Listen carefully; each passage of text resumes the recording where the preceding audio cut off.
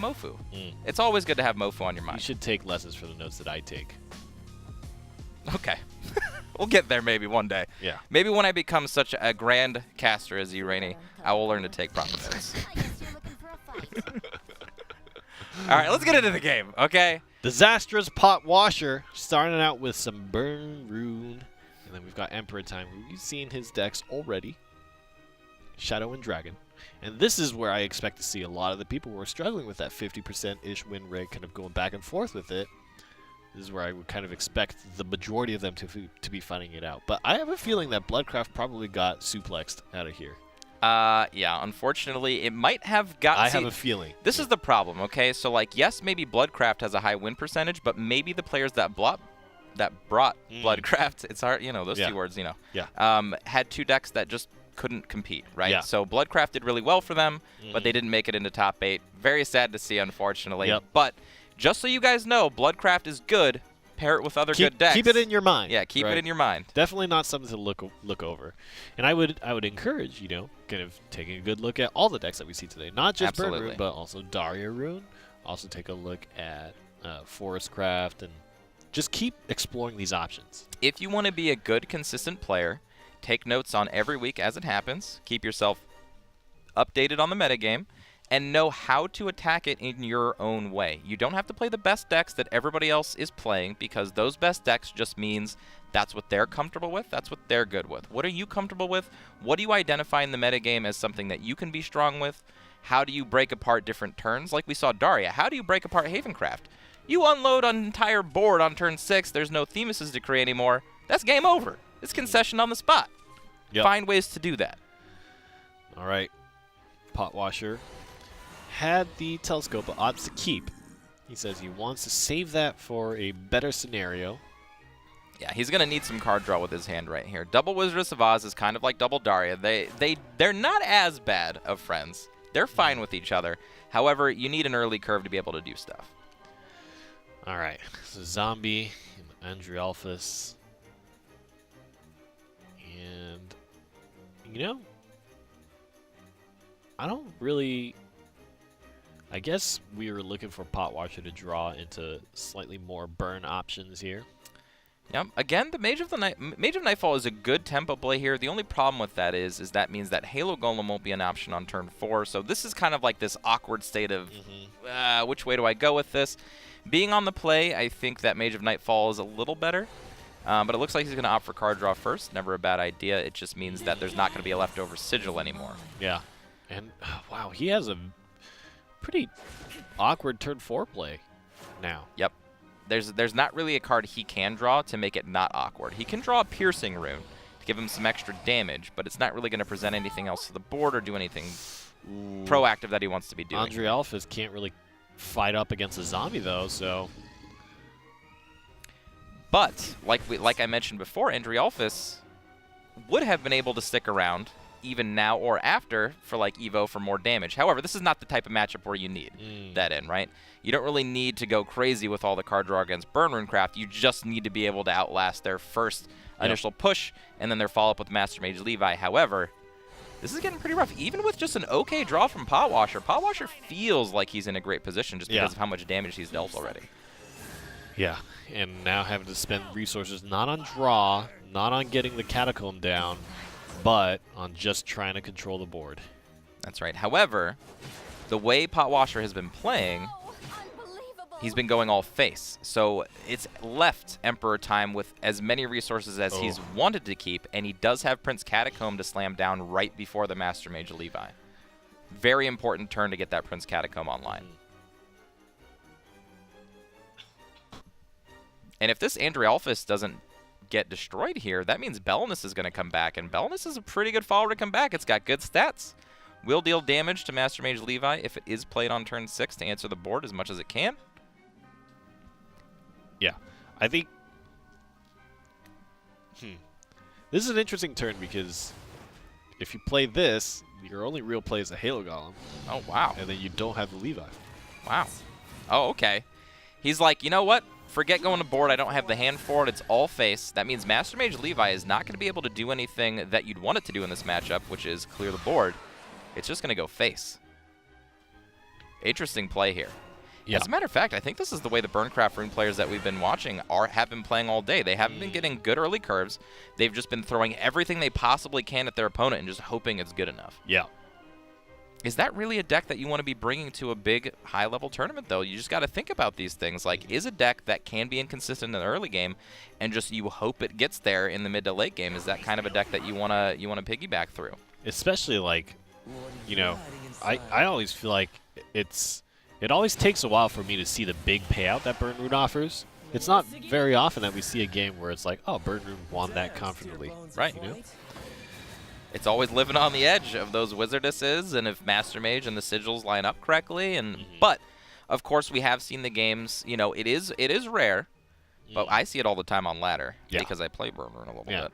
But you get those perfect draws, and it just feels like your opponent can't do anything. You just shut them down completely. I actually, you know, towards the end, before Chronogenesis came out, I actually played quite a bit of Burn Rune myself, too. It was pretty fun, but sometimes, you know, you just never quite have the options you need, and you always feel like, oh, I'm trying to play around cards off the top with Oz. But here, this is the situation we're talking about. So since PotWasher decided to use the Halo Golem and go face here, now Master Mage Levi does not clear this board, and he's in trouble. I mean, EmperorTime's only at 9, but how is PotWasher going to get that 9 damage in? We see no spells in hand for these Wizards of Oz's to take off. We know that it's going to take a lot for him to empty his hand before Wizardess comes out, so he's just going to have to play like an honest mid-range game here against a deck that doesn't play so honest mid-range. Alternatively, I think for EmperorTime, I do feel like if he can have an opportunity to kind of draw into a bunch more options, it'd be great. The double Demon Eater, I think, is going to help him along the way, and I absolutely think that's what he needs to think about doing, because if there is any scenario where you don't quite draw what you need, PotWasher can very inefficiently close out the game just by happening into the scenario, right? It's true, and I think that has a lot to say about Saris or no Saris. Saris gives you an option to pull your life, your defense, ahead of where it is. If you stay static for a long period of time, it doesn't matter what Burn Runecraft's draw is. It will draw damage enough to kill you over time. Just how fast can it do it? And are you doing anything to mitigate that? If you're not playing Saris, you don't really have any way to stop it in the long term. All right. Trying to get some card draw out here. Not what you want to see just yet. Yeah. You want to see some of the bigger followers here. All right, very middling options from this mid-range deck right now. Yeah. Okay. So he does end up going with a double. Okay. Yes. There we go. Got a turn 7 play out of all of those cards. Finally got there. Perfect. Yeah. And I think this is big. So there is a board wipe here. There's no Catacomb. So the opportunity for a big board to be presented here is not going to bleed into the Ector turn. Right. And this is like a rough spot because I feel like EmperorTime has all the right tools outside of Saris to win this game. However, without having any gain back, I mean, it's just over time, right? Master Mage Levi is going to come down. Oh, wow. Okay. Interesting. Okay, so deciding that is there a way to even wipe the board here? No, there's not.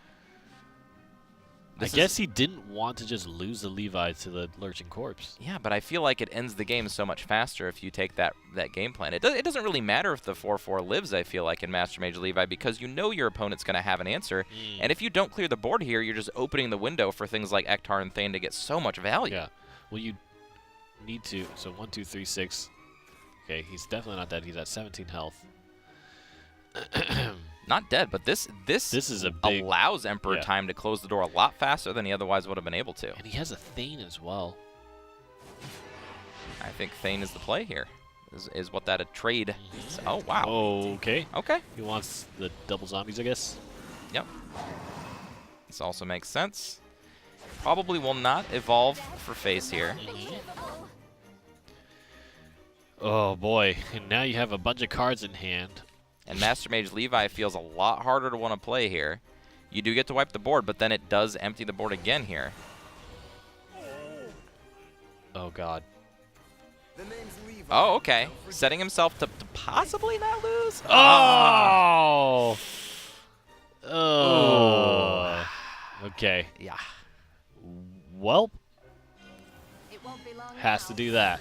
Yep, and honestly, PotWasher's still not in a bad position here. Has a Piercing Rune, has a Halo Golem. We're already 5 damage of the 6 Pretty damage. close.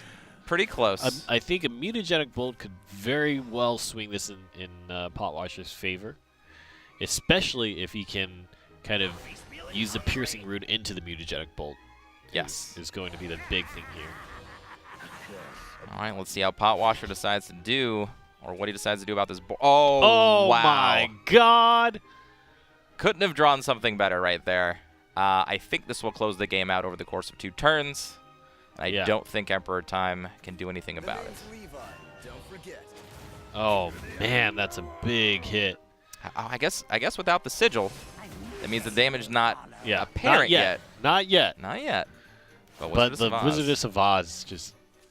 If you draw a spell, a sigil, or just maybe even something cheap to get out of your hand, he already kind of has that with Mage of Nightfall. I think PotWasher's And there's pretty no good position Sarahs, here. right? I mean, if you had played maybe 2 Sarahs across the course of this game, your life total would at least be at 5. At least.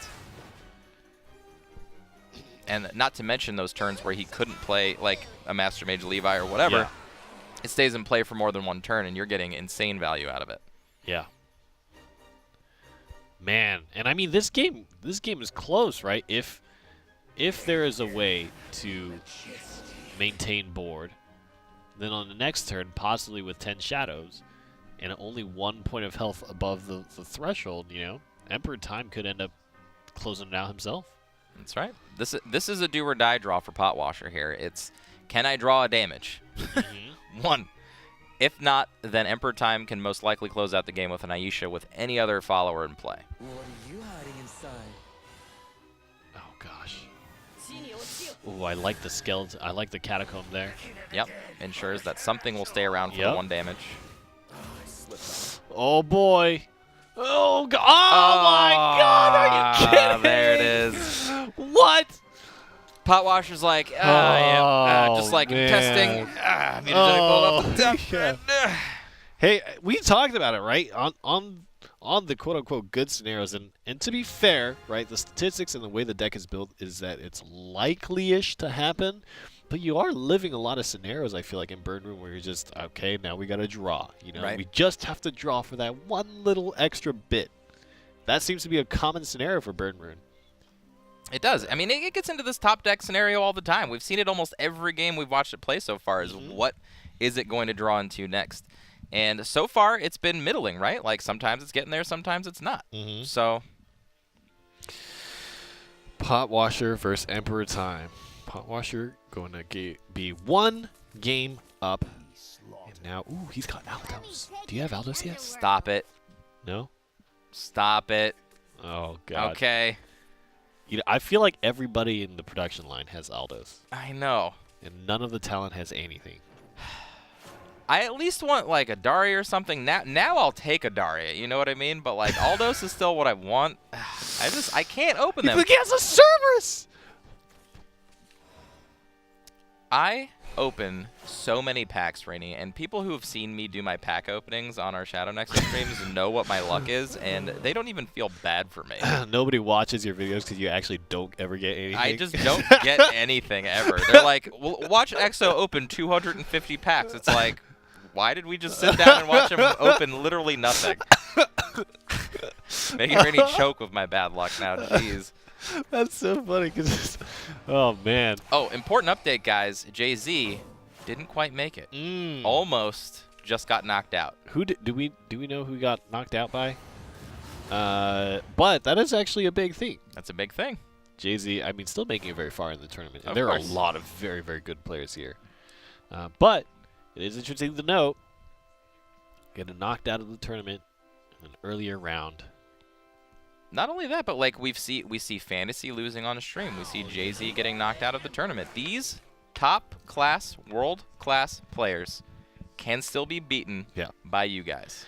And it's important, right? Because a lot of the players going into the World Grand Prix, you know, a lot of them were just discovering Shadowverse and trying to, figure out how to play competitively and train and practice. And they did very well, right, in doing so and placed very well. But this is just kind of going to show how, hey, if you put in the time and it's not, you're not too far behind, and I don't think you ever will be, right? Right. Because a lot of it is just putting in the time and realizing that if you have the inclination and you seek out the resources, they're there. That's right. Do So not anybody. give up hope on yourselves. I don't care if you're a new player. I don't care if you're a veteran. I don't care if you're a player who just plays in tournaments sometimes and not other times. Don't give up on yourself. Understand the meta. If you think you've got it, take it. Take it to the tournament. Beat everyone with it. EmperorTime again with the Canyon of the Dragons. That card seems pretty fair. Yeah. Yeah. Yeah. Yeah. You have to spend your next 2 to 3 evolution orbs dealing with this, while I just get to sit back and do whatever else I want to do. Yep. And especially kind of at this 7 and above playpoint territory, every turn is going to be impactful for Dragon.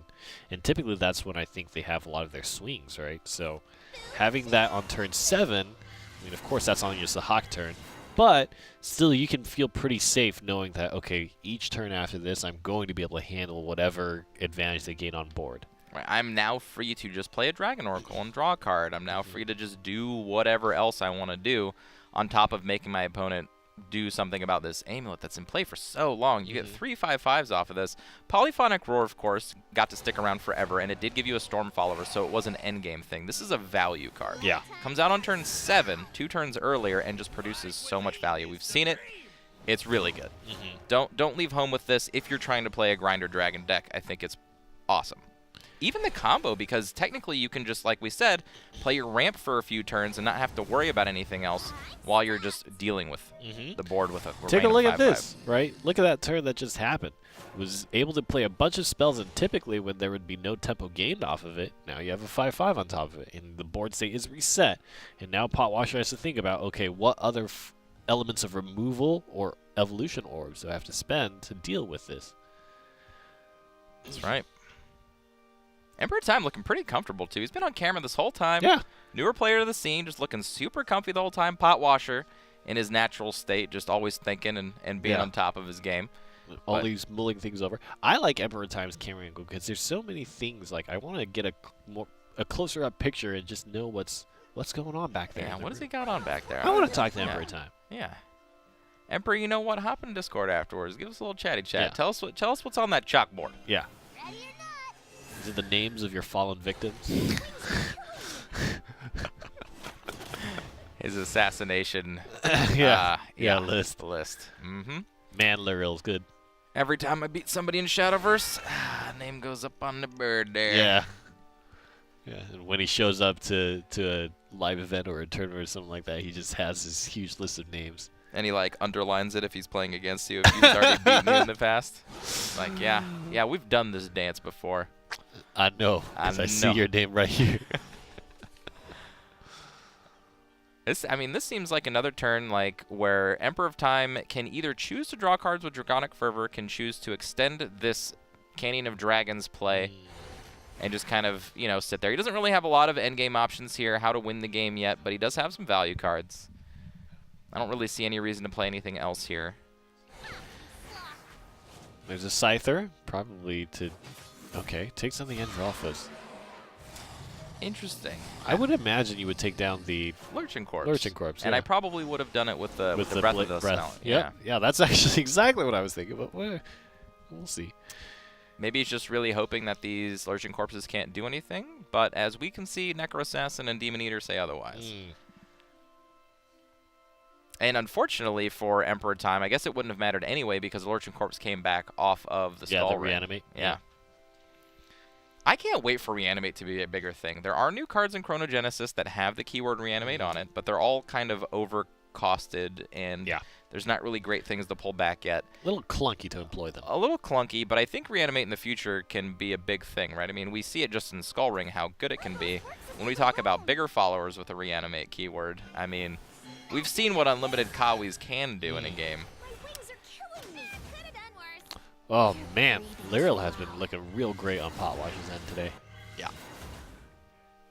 Wow. Yeah, I'm surprised that people have taken this out of their Shadowcraft decks. Not everybody, but a lot of them have, just in favor of just like full copies of Andrialphus and even Soul Squashers and whatever else they might be playing, and just kind of forgot about Lyriel. Lyriel's still great, guys. Lyriel's still awesome. Look at this situation. EmperorTime at 10 play points, 2 evolution orbs remaining. His opponent has 0. Yeah.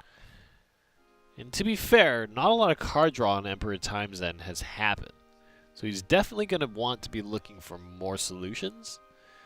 But I think there's nothing saying that the game's going to immediately close out anytime soon. You still got the Canyon of the Dragons popping. And I feel like it's just a winning state. It was. It definitely was. Now, EmperorTime does have healing in his hand, but PotWasher does now have his endgame card, Naisha, and has a way to set up very nice boards on the way up to that. So it's going to be really hard for EmperorTime, I think, to actually pull back. Like, he's never really been in a losing position this game, but how is he going to win the game fast enough for this Aisha not to matter is the real question. Interesting. I almost would have tried to gain the healing from the Israfil. He still has one turn. He still has one turn. All you have to do to really beat the Alberts of the world, the Aishas, things like that, is to be right above it every time they could play it. Yeah. So as long as you're at 11 plus on turn 10, well, then on every turn after that, yeah, then you're fine. So he does have one turn to give here. Yeah. Interesting. I think. Then again, as I say, he doesn't really have an end game. I mean, this Canyon of Dragons, man. It's just, man, a 5/5, a 6/5, and a 5/5. Okay. And then PotWasher knows Israfil Evolve is coming out next turn, regardless of what he does. His head can't be taken. Yeah, that's a good point.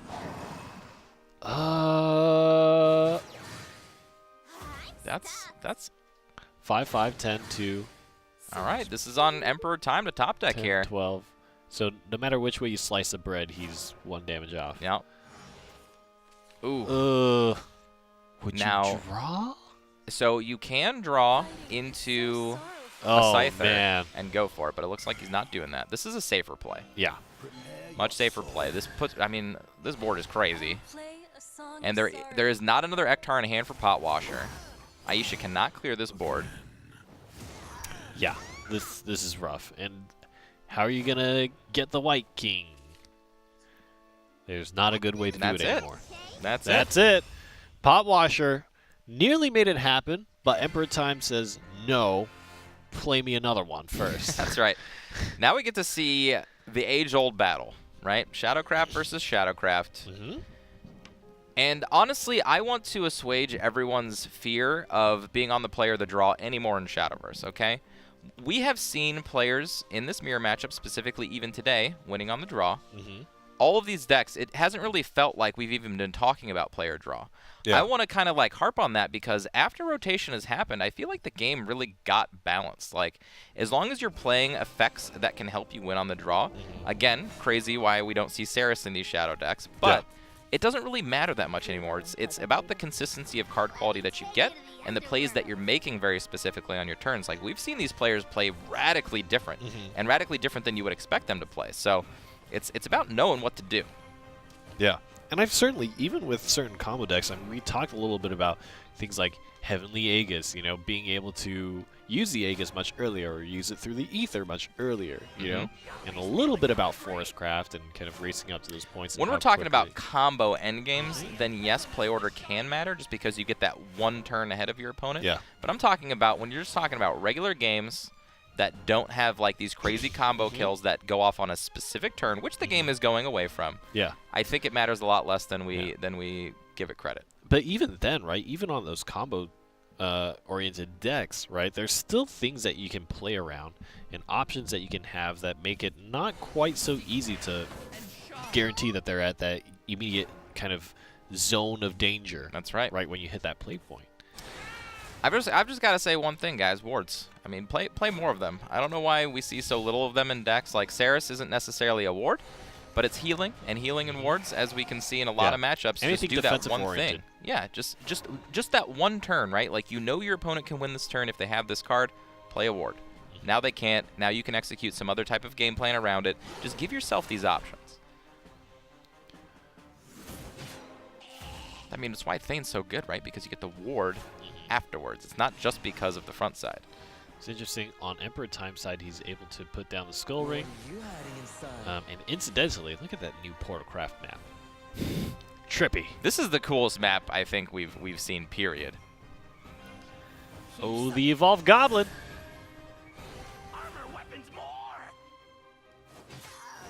Just going face. EmperorTime is opting for the aggressive plan, and he's on the draw. Sometimes when you feel it, and you know your opponent probably has to evolve an Andrialphus just to keep up with either card economy or whatever, you just go for it.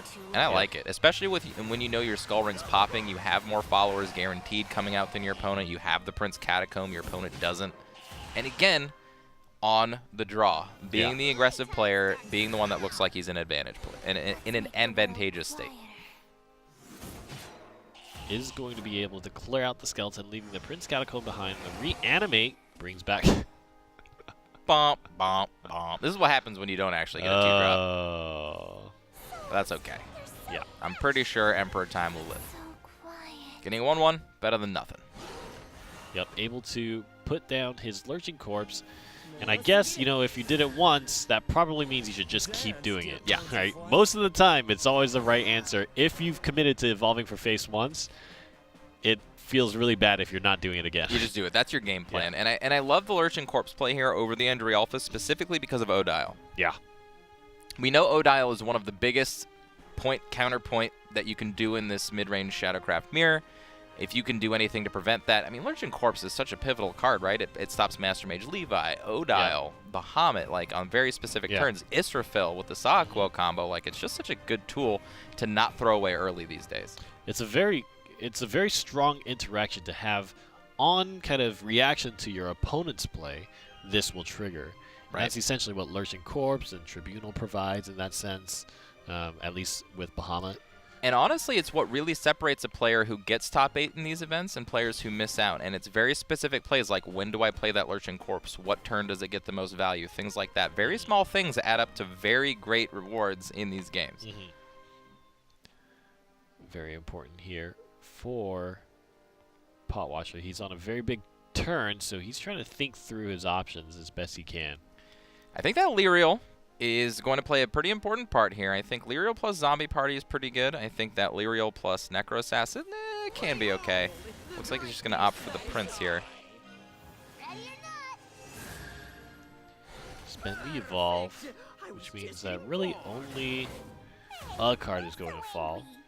He leaves himself open to 5 damage. It is the turn before Ector, but the Odile could come down. Yeah. I think Odile's pretty good here. Even if he just goes all out face and plays the Odile, I think it's perfectly fine. And that sets up for a Zombie Party next turn. He's got, I mean, this just looks like a super aggressive hand. I would just continue on with this path. Yeah, if he plays the Odile, he could potentially do, what, 5, 7, 9 damage. Yeah, put his opponent to 2. And then his opponent still has to respond to the board, which means killing a Lurching Corpse on your turn, which never feels good. Yeah, and it looks like what EmperorTime is going to do. Did shave off 1 damage to make sure that, you know, the first half of Skeleton Prince gets dealt with. Interesting. Didn't Evo face there, and yeah, didn't do as much damage, but I'm supposing that, I guess it doesn't really matter that much if he's at 5 to 2, especially when you know you don't have a Thane in your hand.